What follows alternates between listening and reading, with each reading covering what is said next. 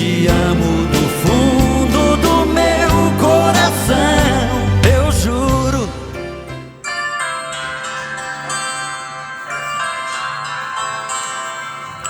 Eu juro. Amado Batista. Canção da dupla Leandro e Leonardo. Essa canção foi gravada por Amado Batista no disco de tributo a Leandro, onde vários artistas participaram.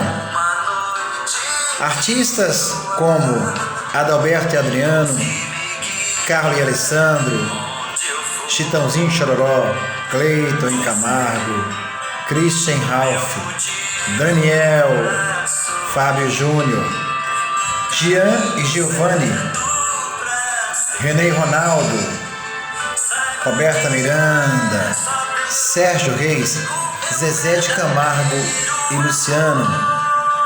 E a canção Eu Juro foi gravada originalmente pela dupla Leandro e Leonardo no álbum de 1995, onde as outras canções que fizeram sucesso nesse álbum foi a canção Festa de Rodeio, Entre um Gole e Outro, e outras canções lindas que acompanharam esse álbum de 1995, onde essa canção Eu Juro obteve bastante destaque. Eu Juro é uma versão internacional de I Swear. Então, essa é a canção que foi gravada aí para Amado Batista no disco Tributo a Leandro, junto com outros cantores. E por aqui estamos sempre nas lembranças, estamos conectados.